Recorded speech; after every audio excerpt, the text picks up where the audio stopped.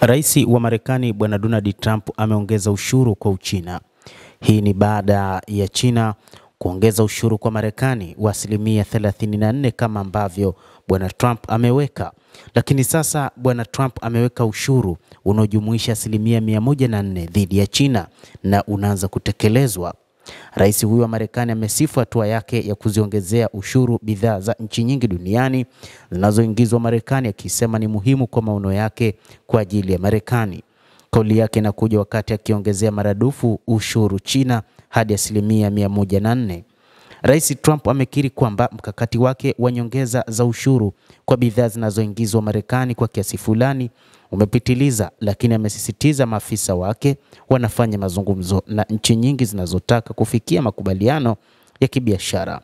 Wakati huo huo, masoko ya hisa barani Asia yameshuka zaidi baada ya Marekani kutangaza kuzibandika bidhaa za China ushuru wa zaidi ya asilimia 100.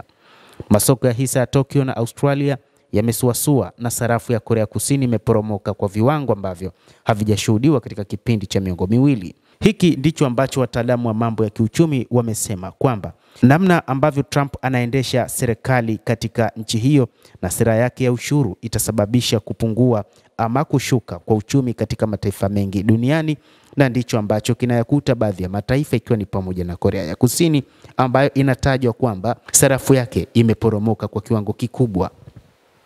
Hata hivyo, Beijing imekataa kutimiza makataa ya Trump ya kuondoa ushuru wake wa kulipiza kisasi kwa Marekani.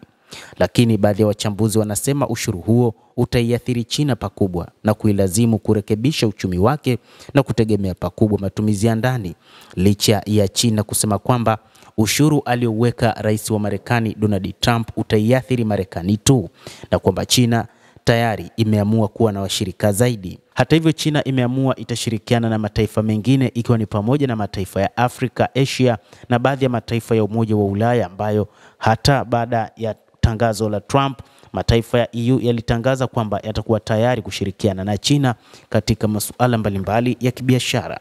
Kwa kweli, ushuru wowote unaozidi asilimia 35 utatafuta faida ambazo biashara za Wachina hupata wakati wa kuuza bidhaa za nje, hasa zinazoingia Marekani na kusini mashariki mwa Asia, wanasema wachambuzi wa mambo katika masuala ya uchumi. Ushuru wowote ni wa juu ni ishara tu, wanasema wachambuzi, wakitoa mfano takwimu za sekta za viwanda. Masoko ya hisa duniani kote yamepoteza matrilioni ya dola tangu hatua hiyo ya Marekani kuanza kutekelezwa. Wawekezaji wanazidi kutoa wasiwasi na kuongezeka kwa ushuru ambao huenda utaukumba uchumi wa dunia katika mgogoro mkubwa. Baadhi ya Wamarekani waliozungumza na shirika la habari la BBC wamekaribisha ushuru huo, wengine wanaogopa kushuka kwa uchumi wa taifa hilo. Mtazamaji, endelea kutufuatilia nasi tutakuwa tukikujuza mambo mengi yanayojiri duniani.